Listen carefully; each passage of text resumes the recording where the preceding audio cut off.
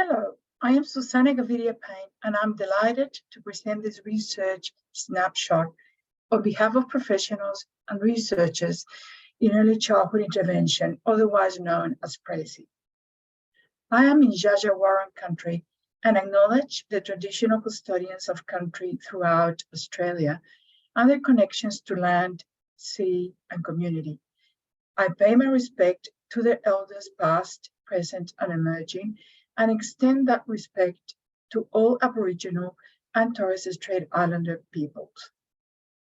Today, we're discussing the article Predictors of Practitioners' Use of Recommended Early Childhood Intervention Practices, authored by Carl Dunst, research scientist at the Orellana Hawks Packard Institute in North Carolina, and several of his colleagues across the United States in Connecticut, Georgia, and Iowa, including Mary Beth Bruda, whose work you would be most familiar with. In this research snapshot presentation, I will go over key points made by the authors.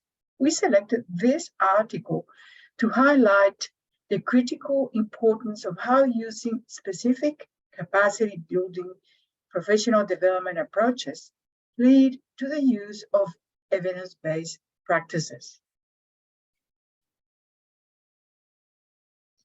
It has been known for a while that certain types of professional development in early childhood intervention, such as information provision, skill demonstration and modeling, authentic learning experiences, and coaching and feedback, are more conducive to the use of recommended practices, and in turn, are associated with optimal child outcomes.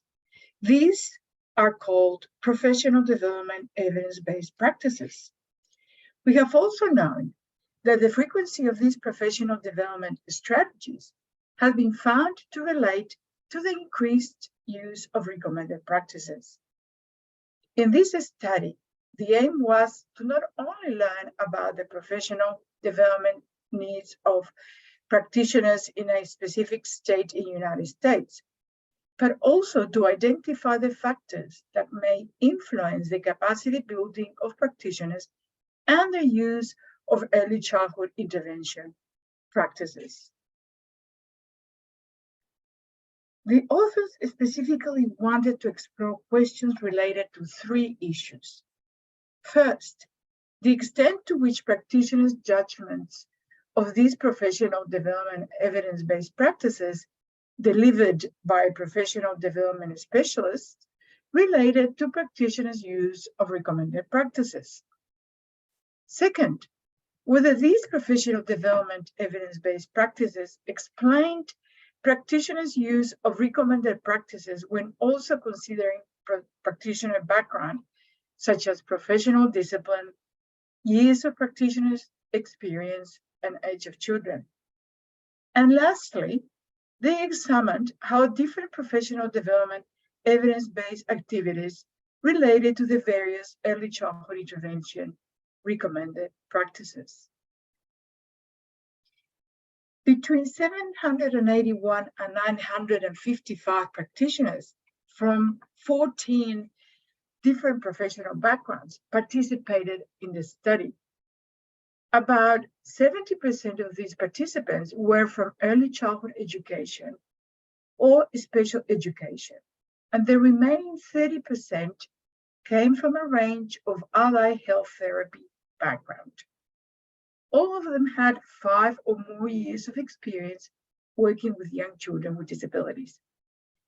The practitioners worked with infants, toddlers, or preschool children in the children's homes, center-based programs, or other settings such as community playgrounds, or a combination of settings. A survey was utilized, which included background questions and 47 items, asking them to indicate the degree to which they currently use different early childhood intervention practices and the type of professional development they had received for each early childhood intervention practice. Practitioners were also asked to rate whether the professional development they had received contributed to the capacity building. These are items aimed to measure practitioners' beliefs about their abilities to use their practices to have the intended outcomes and benefits. 6 key findings are important to note here. First, educators reported more frequent use of traditional assessment, environment, teaching methods, and instructional adaptation practices compared to respondents with degrees other than education. In contrast, respondents with degrees other than education reported more frequent use of authentic assessment, family capacity building, teaming, and collaboration and transition practices. Second, practitioners with greater number of years of experience used early childhood intervention practices more frequently, beyond that accounted for by their professional discipline. Third, practitioners working with infants and toddlers reported more frequent use of authentic assessment, family relationship building, family capacity building, and transition practices compared to practitioners working with 3 to 5-year-old children. Fourth, practitioners reporting more frequent engagement with professional development also reported more frequent use of all of the 10 division of early childhood intervention recommended practices. Fifth, professional development specialists' use of capacity building professional development strategies contributed the most to practitioners' use of early childhood intervention practices beyond all background characteristics. And lastly, more frequent provision of evidence-based capacity building professional development was more likely to be associated with more frequent use of different early childhood intervention practices. This study is relevant to practitioners, service providers, and policymakers regarding the importance of the combined use of evidence-based professional development capacity building strategies in promoting the use of early childhood intervention recommended practices.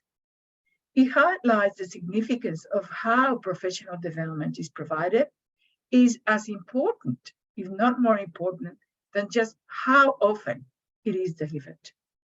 Here in Australia, study findings provide impetus for the development of a professional development framework that acknowledges the diversity of factors that influence practitioner learning and adoption of early childhood intervention recommended practices. You can see here a series of resources and links ranging from the American Division of Early Childhood Recommended Practices to the early childhood intervention best practices developed in Australia.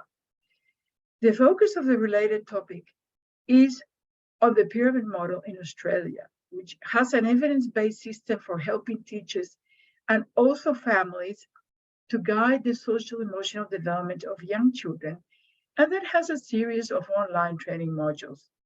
This will be a topic of discussion for one of PRECI's research snapshots. This is information about the researchers who authored this article and who have been conducting extensive research in professional development of early childhood intervention practitioners for many years. This is information about the original citation of the article. And if you wish to correspond with the authors, please contact Dr. Carl Dunst at the Orellana Hawks Packet Institute in Asheville, North Carolina, United States. We hope you found this article useful for your practice and/or research endeavors. Thank you very much for listening, and keep tuned for future PRECI snapshots.